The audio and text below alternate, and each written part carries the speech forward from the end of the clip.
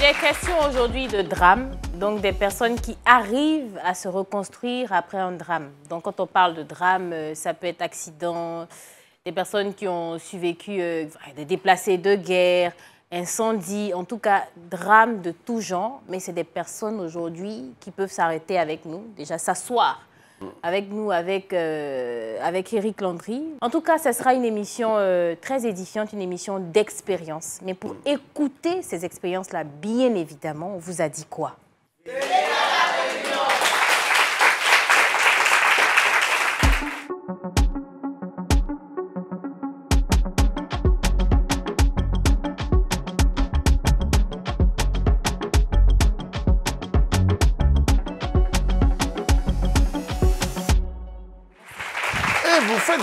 Et vous faites bien de venir à la réunion, mais chaque jour, du lundi au jeudi, comme elle a dit, à partir de 20h30. Voilà. Vous faites bien d'être là et pour en parler, pour décortiquer ce sujet et partager l'expérience sur recommencer après avoir tout perdu. Il y a avec nous Serencia Koulibaly, qu'on applaudit s'il vous plaît, Serencia Koulibaly. Serencia Koulibaly.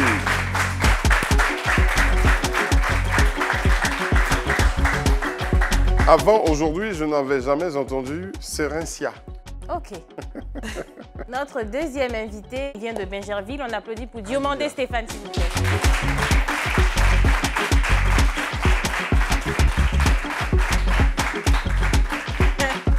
Ouais, je n'ai pas donné le temps à quelqu'un de oui, oui, oui. Bonsoir. Comment ça va? Bienvenue. Alors, dans cette émission, on parle de recommencer après avoir tout perdu. Ouais. Hein, Stéphane, oui. Comment ça va?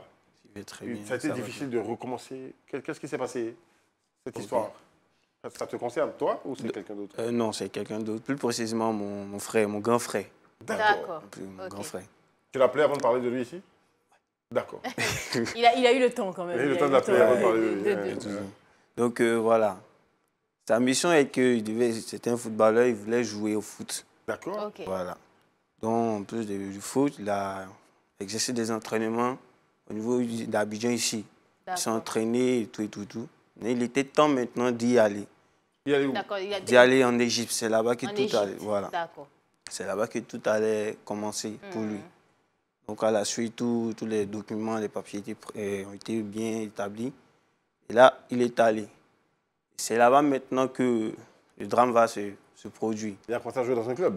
Voilà. Il est allé à l'aventure sans trouver de club, c'est ça? Voilà. Ils sont beaucoup qui font ça. D'accord. Donc, il est arrivé en Égypte. Il n'avait pas encore de club. Il est parti comme ça ou bien le club l'avait déjà validé? Donc, il avait un club. Le club l'a validé. C'est le club qui a payé son billet et tout. Il est arrivé là-bas. D'accord. En plus, il avait un manager. OK. Voilà. Donc, c'est le manager en question qui va, voilà, il va le dédoubler, il faut appeler ça comme ça. Il va le doubler. Voilà. Il va le dédoubler. C'est-à-dire là-bas, étant là-bas, il va jouer normalement, il va bien s'installer. Et bon, voyons que le manager voit que ça commence à aller pour lui, ce qu'il a cru. Donc le manager va le doubler en fuyant avec tout ce qu'ils ont emporté pour aller. C'est-à-dire l'argent, voilà, les biens. Il peut dire ça comme ça. Donc le manager en question a fui. Dont le frère en question, il était confronté à une vie vraiment difficile. Voilà. Il ne connaissait pas. Je dis, déjà, je ne sais pas si tu as la réponse à ça, mais quand il s'en va jouer, on signe un contrat. Oui. Donc, c'est le manager qui récupère l'argent et qui fuit avec l'argent. Parce que je ne sais pas si quand ils s'en vont jouer, c'est après que le contrat soit fini qu'ils touchent leur argent ou au milieu, on te donne un peu des... D'accord. En football, voici comment ça se passe. Hein. Celui qui l'appelle manager, c'est l'agent de joueur. D'accord. Donc, il a un agent qui a été celui qui lui a trouvé le club en Égypte. D'accord. D'accord. L'agent, il est payé par le joueur. L'agent ne se paye pas tout seul. Le joueur reçoit les sous. Il y a un contrat entre l'agent de joueur et le joueur en question. Avant ça même, l'argent dont ils sont allés avec, c'est l'argent dont les parents ont remis ici. Donc, il y a une confiance. Il y a une confiance. Parce voilà, que moi, je dis, moi, à confiance. mon niveau, je peux être je ne suis pas dans la possibilité, je suis dans l'incapacité de partir récupérer l'argent. Je dis à mon agent, vas-y, récupère. Et puis après, je prends l'argent avec toi parce qu'il y a une confiance. Donc, je me dis, si c'est la famille aussi, on se dit, effectivement, voilà, le gars ne peut pas faire confiance. ça. Exactement, c'est ce qui a, en fait, c'est ce qui s'est déroulé. Parce qu'il y avait la confiance au manager. Donc là, ils sont allés.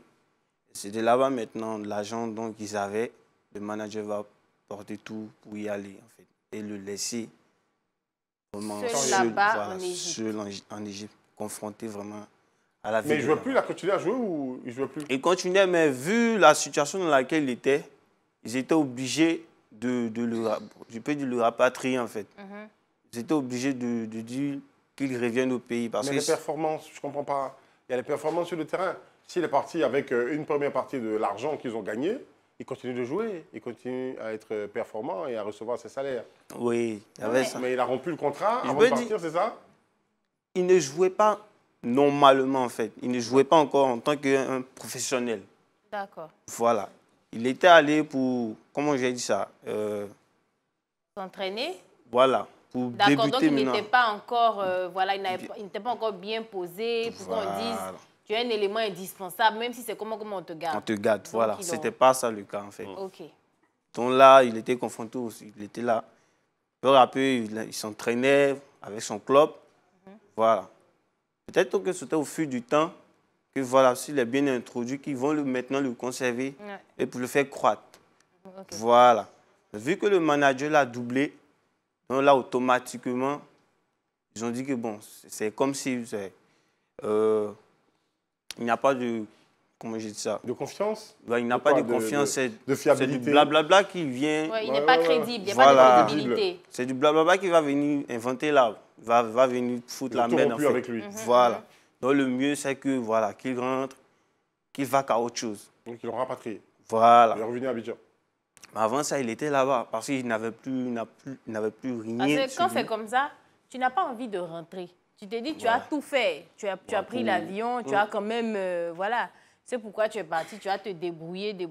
Et puis, au moins, tu reviens comme héros. Un héros. En Côte d'Ivoire. Fier, voilà. Ouais, voilà. Ça n'a pas été le cas parce que, il était livré. Il n'avait pas, en fait, des connaissances. C'est sûr, Égypte, c'est pas des liens là-bas.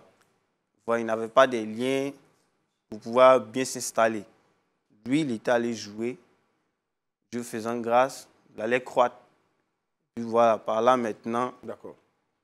Je vais dire, tout va. À quel moment il revient?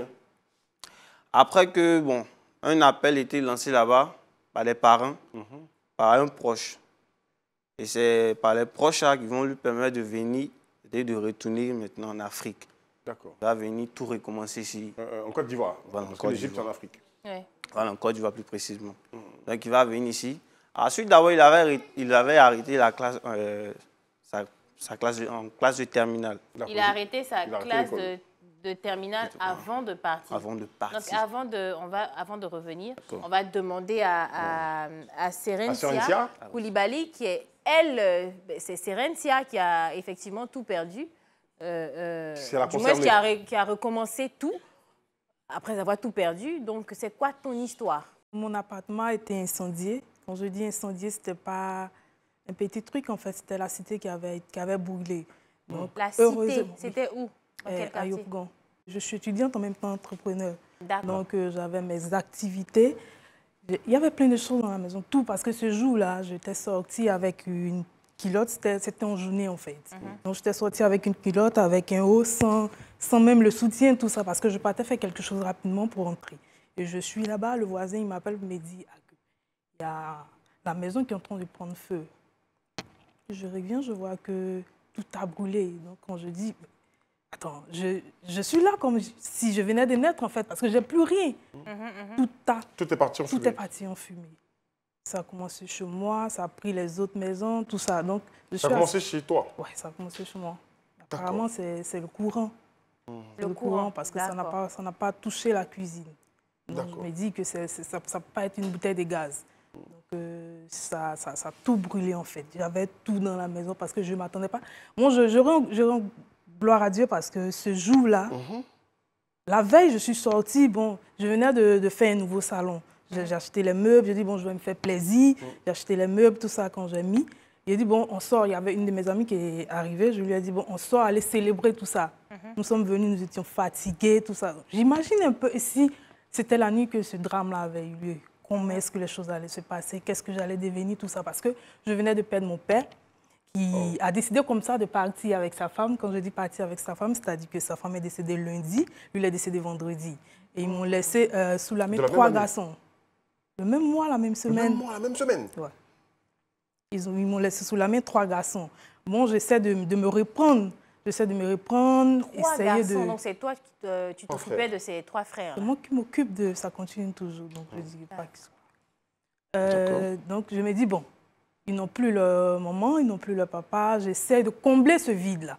Donc, on était installés à Daloa. C'est à cause de l'université, après le bac, que moi, je suis arrivée à Abidjan.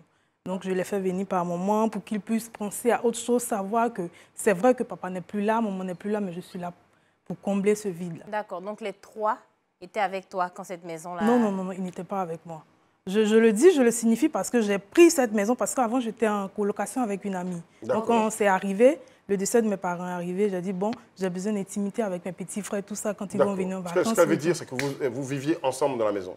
Mais vous n'étiez pas tous présents. Voilà, au moment où il y a eu l'incendie, est-ce que tu vivais avec tes frères déjà? Oui. Vous viviez déjà ensemble? Oui. OK. Donc, quand c'est arrivé, je me dis, bon, attends, je viens de perdre le monsieur, la dame, tout ça. Je vais essayer de redonner une raison de vivre aux enfants. Et voici ce qui m'arrive, comment je vis. Il faut dire que ce moment-là, je n'ai pas... J'ai voulu, parce que je me disais que je n'allais pas pouvoir subvenir aux besoins des enfants, parce que je devais recommencer moi-même ma vie d'abord.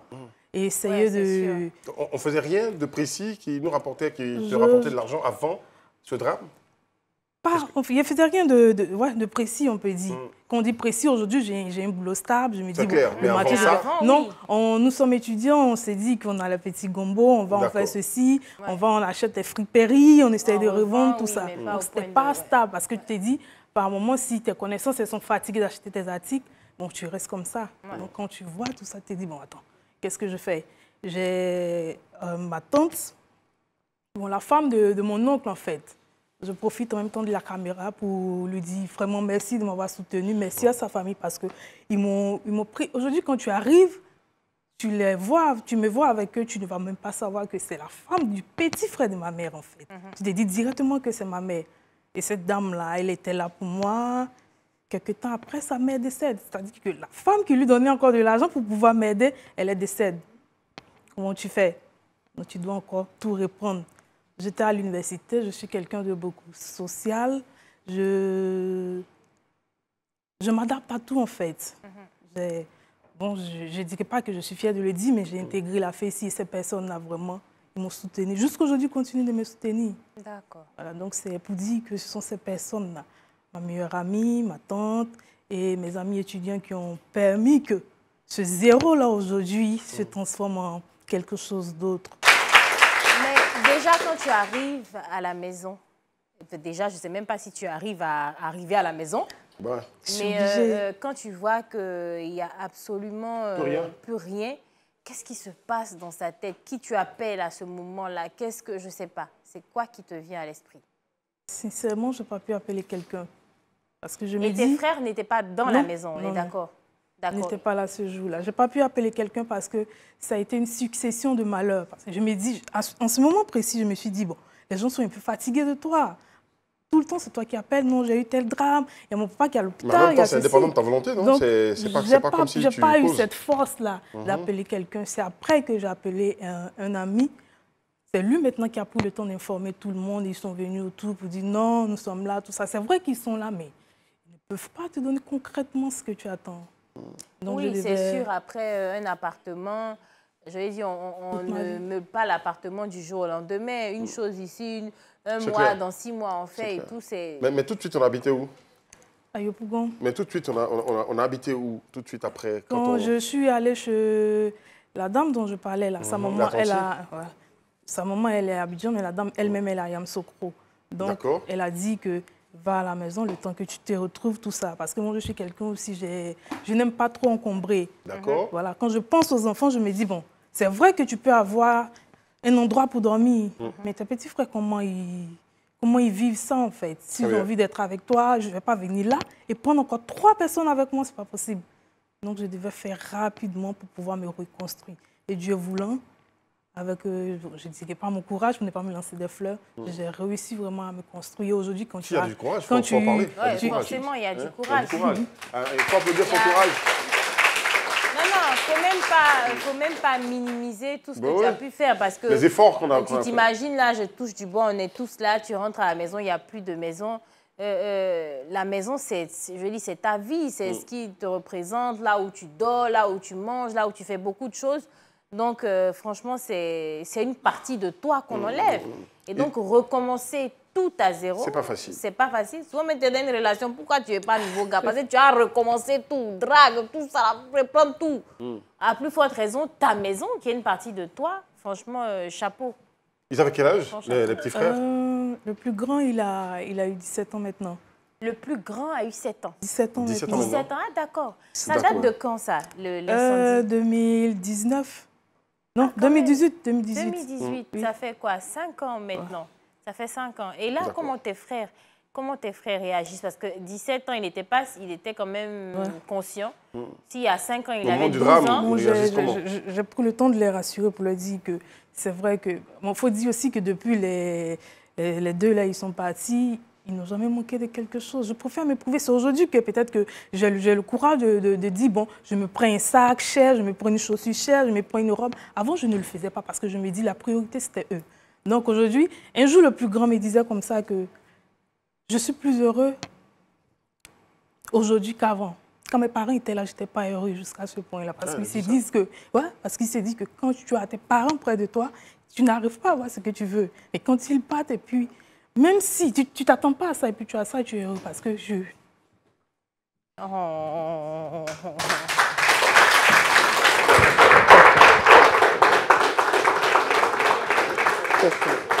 C'est beaucoup d'émotions sur ce plateau. Et ça se comprend parfaitement. Donc, être une jeune femme qui doit vivre sa vie et qui se sent, qui est confrontée à une certaine réalité dans laquelle elle doit devenir mère et sœur. Elle est sœur déjà. Mais en plus de responsabilité de sœur, là, elle acquiert une autre qui est celle d'être la mère de ses 3 petits frères. C'est pas facile. Après avoir perdu ses 2 parents, donc successivement en une semaine, et dans la même semaine, perdre toute sa maison à cause d'un incendie. Waouh! On est combien? Ils sont combien qui sont capables de remonter la pente et puis de supporter ce poids de façon assez courte dans le temps? C'est difficile. C'est pour ça que je voudrais vous demander encore de l'applaudir. Comment est-ce qu'elle a remonté la pente après tout ceci? Je suis sûr qu'on va en parler après la pub. Ouais, je pense qu'on a l'habitude d'applaudir pour partir à la pub, mais on applaudit pour la pub, mais là on va applaudir pour elle et puis on revient tout à l'heure.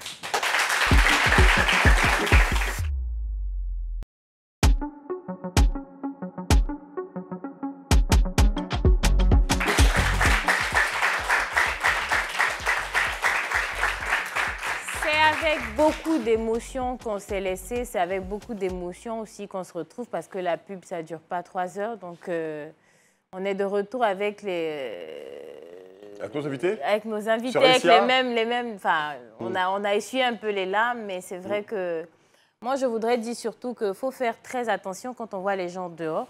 Souvent, tu vois une personne qui est habillée, tu te dis, ah, les bling-bling, tout va bien dans sa famille, mais les responsabilités qu'elle a, je t'ai vu rentrer, je ne connaissais même pas ton histoire, mais c'est vrai que c'est très touchant.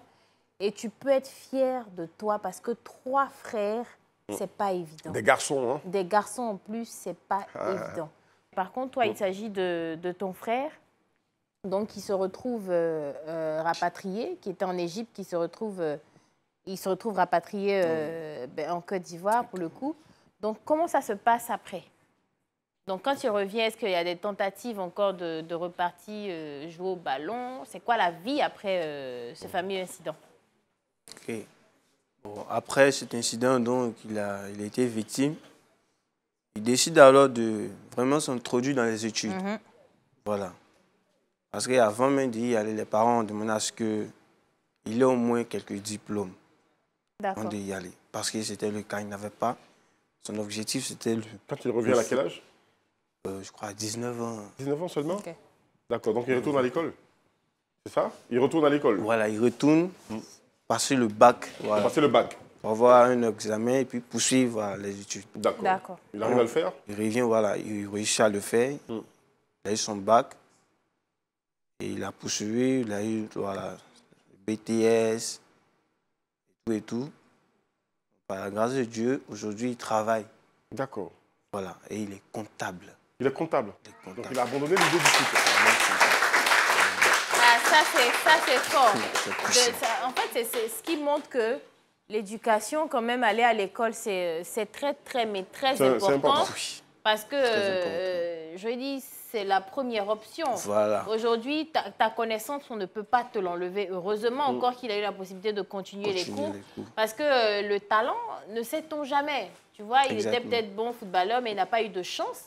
Mais après, ces diplômes, aujourd'hui, ont fait que il est comptable. Il est comptable, voilà. Franchement, c'est magnifique. Il aurait fallu qu'il passe par là. Voilà. Tentative pour aller en Égypte. Ok, à l'aventure, hein, pratiquement. Voilà. Sans assurance d'avoir un club professionnel avec qui jouer avec un salaire précis. On tombe sur un manager, comme tu dis, donc un agent de joueur véreux. Oui. Et après, on se retrouve à avoir tout perdu. Bon, c'est relatif, hein. Dans son cas, les parents sont encore là. Ouais. Okay. C'est ce que je voulais dire. Je voulais dire ça, que la reconstruction aussi, elle s'est faite avec les parents. Avec les parents. Donc, voilà, au moins tes parents même appellent, tu reviens, tu as un toit. On te prend en main tout de suite. Voilà, exactement. Vite, pour dire la vie avance, il ne faut pas baisser les bras. C'est vrai que quelque part, ça n'a pas marché. D'accord. Mais il faut avancer. Mais il n'a jamais eu envie de repartir jouer au football. Parce que si c'est une vraie passion, oui, voilà, ça reste dans un coin de la tête, quoi. Vraiment, c'était vraiment son objectif, jouer. Le foot. Il n'a pas trouvé de club ici à Abidjan? Non, bon, Abidjan ici, il jouait dans les clubs. Mais bon, Abidjan ici, c'est pas après, sérieux. Je pense que même quand tu reviens, en tout cas, tu as du dégoût, en fait. Ouais, tu vois un ballon même, je dis limite, tu cours, quoi. Tu n'as même pas envie de toucher parce que tu as un mauvais souvenir de ce qui s'est passé. On n'a plus jamais retrouvé l'agent de joueur en question. Voilà. Donc vraiment, il n'a plus ce goût-là vraiment de s'introduire encore dans le foot. Il a décidé de vaquer autrement, voilà. De poursuivre sa vie, vraiment travailler autrement. Comment il est quand il revient? Quand on le rapatrie, que vous le récupérez à l'aéroport, il rentre chez lui à la maison, comment il est? Vraiment, bon, l'État, il est dessus. Il ne s'attendait pas à ça. Pour lui, il avait vraiment une personne de confiance. Pour lui, il avait vraiment une personne de confiance. Et cette personne a vraiment offensé. Il peut dire ça comme ça. Et il est vraiment bouleversé. Il est vraiment bouleversé. Mais il dit, la vie avance. Wow. D'accord. Il est parti en Égypte avec la permission des parents? Oui. D'accord. L'argent, il est où aujourd'hui? Bon, ils ont poursuivi le gars. Bon, apparemment, ça n'a rien donné. Donc, ils ont dû laisser. Mais si ça se trouve, même, je pense que ça ne va pas chez lui. L'argent mal acquis, après, ça te rattrape toujours. C'est vrai. Le karma aussi n'existe plus à Abidjan. Hein? Il y en a qui ont fait un business. Là, exactement. Tu fais Isa et puis c'est là même, il va bien grossir. Donc, bon. C'est ça même, c'est ça. Ouais, exactement. Il a pris du poids, mon frère. Vu ce drame-là, vraiment, il ne s'est pas arrêté là. Il a poursuivi. Vraiment, là, il est devenu en forme, bien, portant. Il a repris à l'école et tout ça. Et du chapeau. Vraiment, on dirait que rien ne s'est passé, rien ne s'est déroulé. Il avance. Comptable dans une grande entreprise. Voilà, entreprise. Il gagne beaucoup son argent. Il peut sous-traiter de temps en temps. Très souvent. Très souvent. Très souvent. Quand on a vécu tout ça, comment est-ce qu'on se relève? Tu penses à ce qui compte sur toi, en fait. Pardon? Tu penses à ce qui compte sur toi. Tu comptes que sur toi? Tu penses à ceux qui comptent sur toi. Ah d'accord, tu penses à ceux qui doivent s'appuyer sur toi pour pouvoir tenir. Très bien. Donc quand tu penses à tout ça, arrivé à ce moment, j'ai plus eu envie de vivre en fait. Je me suis couchée, je me suis dit, bon, tu pars maintenant, les trois gars là, comment ils font? J'ai dit, bon, je n'ai pas le droit de partir parce que quand je suis arrivée, la femme de mon père, elle est décédée lundi. J'ai appris ça mercredi et je suis arrivée là-bas jeudi. Mon père me disait comme ça le jeudi que si jamais je pars, je compte sur toi pour regarder tes frères. Et le vendredi, il part. Donc, pour toi, c'est en 2 jours même que ça se passe. Parce que tu arrives le jeudi pour le décès de ta belle-mère et ton père meurt le lendemain. Vendredi.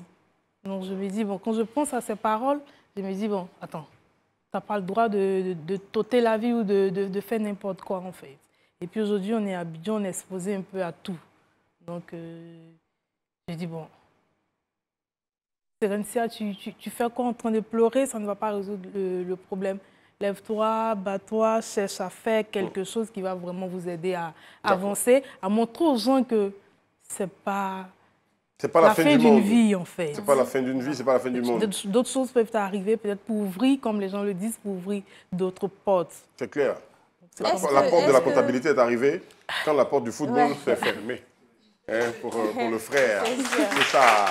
D'accord. Donc, quelle est la première voie ou la première branche que tu arrives à attraper pour rebondir? Dans ton rebondissement, dans ta route, ton chemin pour te relever, quelle est la première branche que tu attrapes? Quand vous dites la première branche... Non, parce qu'au final, c'est vrai que tu as parlé de ce que ton père t'a dit avant de mourir, mais qu'est-ce qui te... C'est quoi? Ça a été quoi la source? Ça peut être la foi, hein? Ça peut être la foi en Dieu. Tu commences à prier, tu vois plus ce côté-là. Ou, je ne sais pas moi, tu fais du sport, tu travailles. En tout cas, qu'est-ce qui a été ta... Je ne sais pas comment tu as... à partir de quoi tu t'es relevé? Exactement. Il faut dire aussi que je suis beaucoup prière, parce que je me dis, aujourd'hui quand je prie, je prends pour prétexte que tu m'as pris mon père, tu me dois beaucoup de choses en fait. D'accord. C'est ça que je lui dis. Ah oui, ça quand même, tu parles à Dieu. Hein, alors, moi j'étais plutôt sur les actions. Je veux dire, moralement... Oui, les actions. À un moment donné, on parle de se nourrir. Dieu, il te donne l'intelligence. Ouais. D'accord, je te dispose les moyens en activant donc, une certaine ressource qu'il va falloir que tu travailles pour choper. Okay. Mais quand je dis quelle branche tu attrapes, qu'est-ce que tu commences à faire activement? Depuis je dirais, 8 ans, j'ai vécu avec ma mère, elle était un peu dispersée, donc j'étais obligée de me faire la cuisine toute seule. Donc j'ai plus joué sur ça. D'accord. Faire la cuisine et vendre en fait. Ah d'accord. Ok. Jusqu'aujourd'hui, malgré que je travaille, je continue de le faire. Très bien.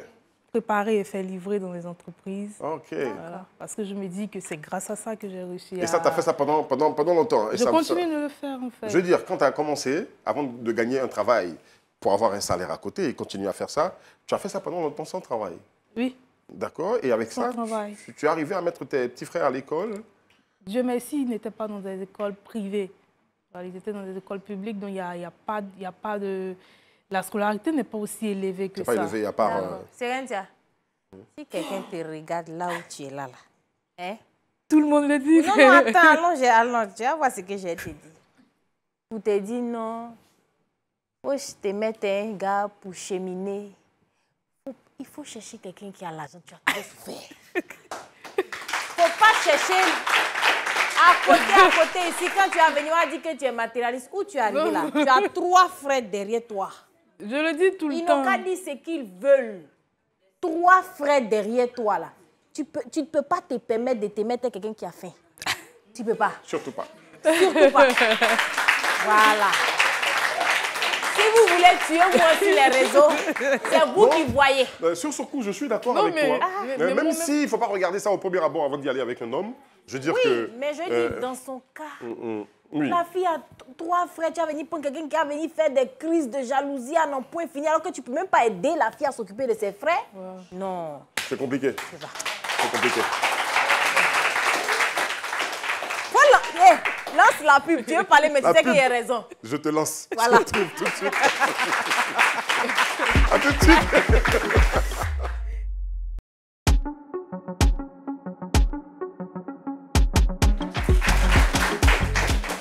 Merci d'être avec nous, Brazing et moi-même Eric Landry dans cette émission La Réunion, avec un autre numéro dont la thématique est recommencer après avoir tout perdu. Vous faites bien d'être avec nous parce que c'est des sujets qui vous intéressent, parce que beaucoup d'entre vous peut-être ont vécu ces situations-là, se sont relevés après des drames vécus ou connaissent quelqu'un qui a vécu ce type de choses. Alors, nous allons tout de suite repartir avec le public, okay? Et c'est la rubrique « Dis-moi tout ».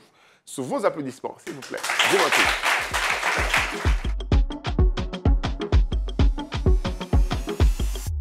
C'est le moment du public. Vous avez la possibilité, il a déjà dit, hein, poser des questions. Des questions ou partager une expérience vécue. Voilà. Donc, est-ce qu'on a des volontaires parmi nous? On a quelqu'un devant?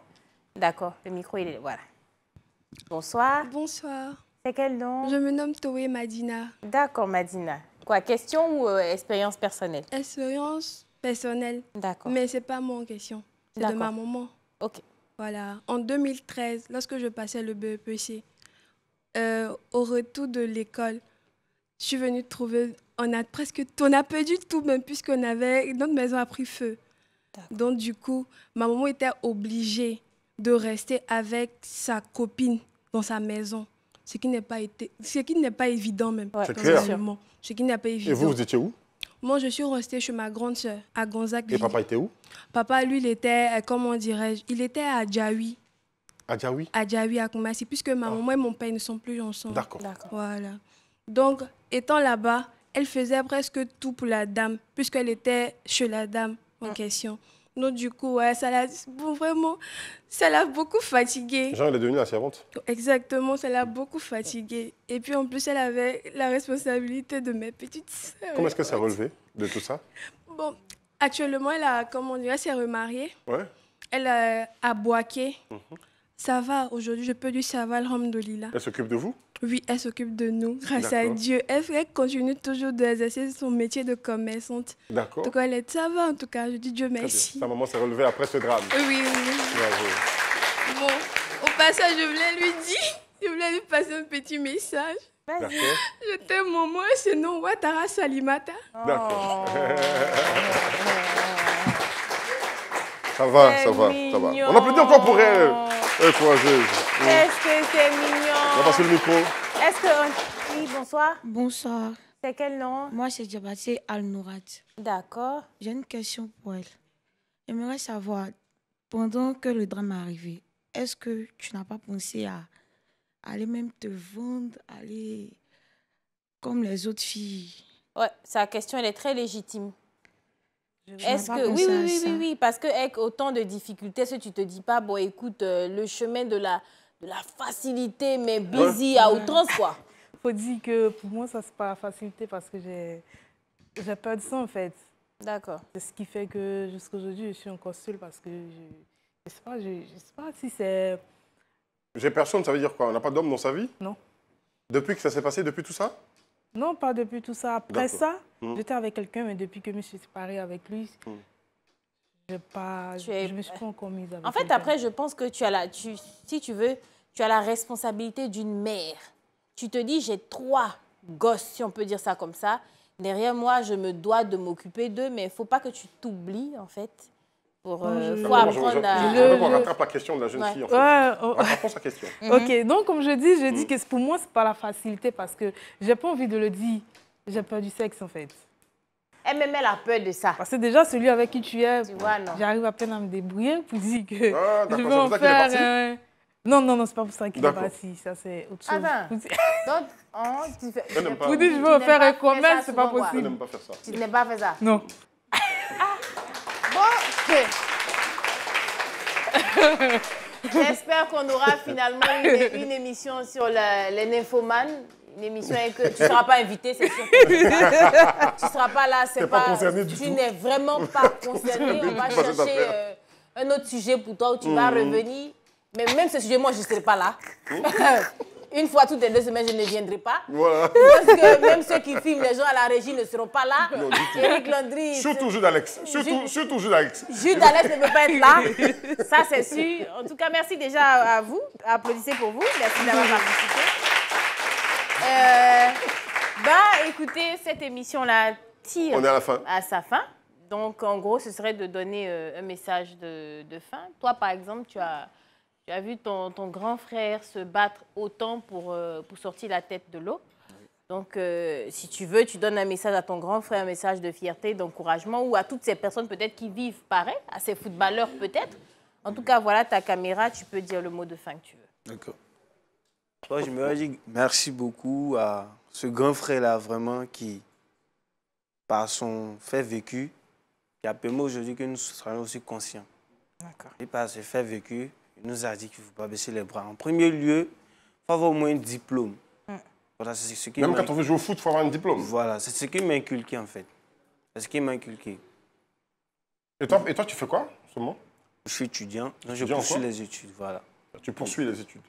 Maintenant, moi, après c'est-à-dire, j'ai un but précis, en fait. Je voulais entrer, en fait, dans l'armée. Ah, d'accord. D'accord. Voilà. Donc, tu es à l'EMPT peut-être.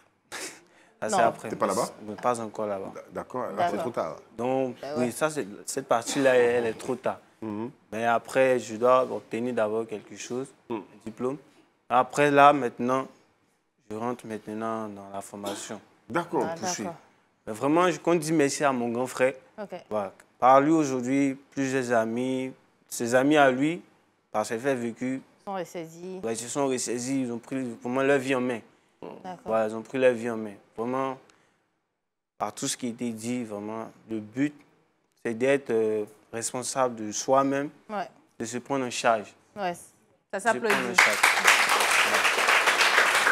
Tu sais, les histoires de quitter son pays pour aller jouer au football dans les pays arabes, parce que le football, les championnats sont développés là-bas, les gens gagnent beaucoup d'argent. C'est sûr, quand on y va, avec une licence obtenue ici en Côte d'Ivoire, donc on est déjà professionnel dans son pays, et on est recruté par un autre club. Sinon, on connaît beaucoup de jeunes gens qui sont morts dans ces pays-là, des jeunes Ivoiriens qui ont perdu la vie dans ces pays, parce qu'ils sont allés à l'aventure dans des pays arabes pour jouer au football.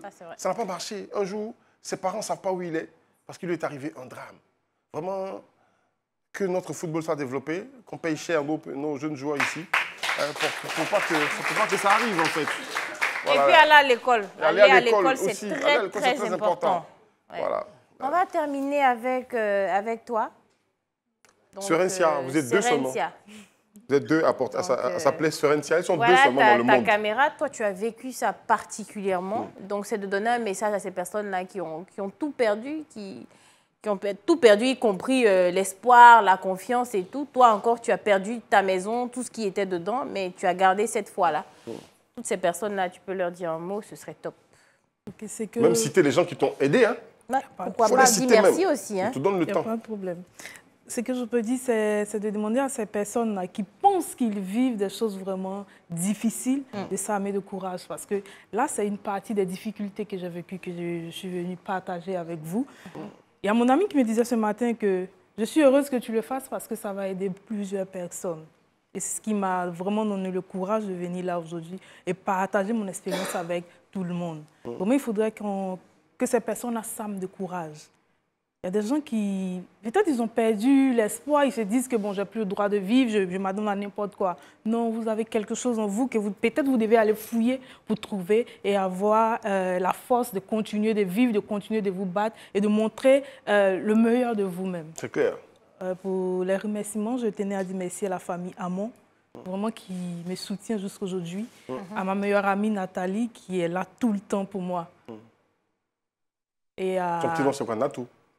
Salut Natou. Merci pour ce que tu fais pour Serencia. Donc, vraiment, merci à ces personnes-là de continuer de me soutenir, de prier pour moi et demander à toutes ces personnes qui traversent une période difficile de garder la foi, de prier surtout et d'avoir vraiment l'intimité sérieuse avec Dieu. C'est très bien. Voilà, parce que sans ça, on ne peut pas arriver à quelque chose. Mais merci. Ouais, merci. Pour le coup, merci à toi aussi parce que c'est un message d'amour, de réconfort, d'espoir. Pour nous qui sommes là aussi, peut-être qu'on traverse des choses où souvent on s'attarde sur des futilités, mais on se rend compte qu'après ce que tu as traversé, toi, tu nous édifies à travers ton histoire. Et merci aussi. Merci à vous d'avoir accepté de venir témoigner à cette émission. Merci à Rick Landry d'accepter de me supporter, de supporter mon caractère, ma perfection, mais je ne sais pas, toutes ces choses-là. Merci à tout le monde. C'était La Réunion.